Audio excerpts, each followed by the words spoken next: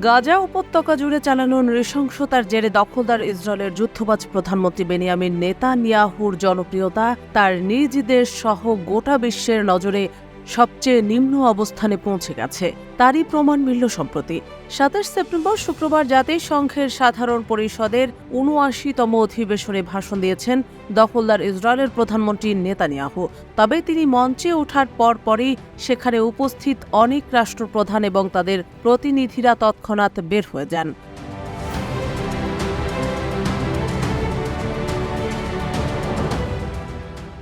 বার্তা সংস্থা Anadolu agency জানিয়েছে, প্রথমে তুরস্কের স্থায়ী দূত অধিবেশন কক্ষ থেকে বের হয়ে যান। এরপর একে একে তার পেছনে অন্যরাও বের হয়ে যেতে শুরু করেন। কাতার ভিত্তিক সংবাদ মাধ্যম আল জাজিরা জানিয়েছে, আরব বিশ্বের প্রতিনিধিরাও নেতানিয়াহুর বক্তব্য প্রত্যাখ্যান করে অধিবেশন কক্ষ থেকে বের হয়ে গেছেন।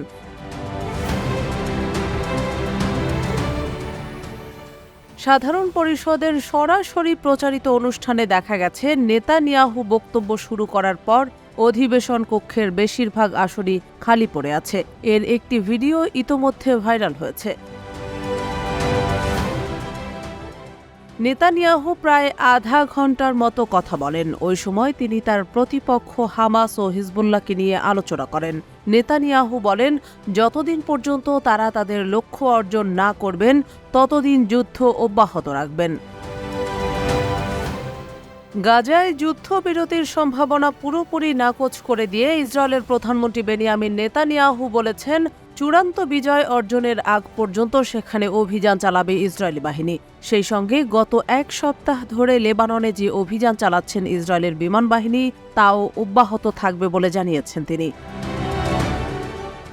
এর আগে যুদ্ধাপরাধের অভিযোগে অভিযুক্ত নেতানিয়াহুর ভাষণ প্রত্যাখ্যানে বিশ্ব নেতাদের প্রতি আহ্বান জানিয়েছিল ফিলিস্তিনি সশস্ত্র গোষ্ঠী হামাস। এক বিবৃতিতে গোষ্ঠীটি বলেছে, নেতানিয়াহু ৪১,০০০ ফিলিস্তিনিকে হত্যা করেছেন।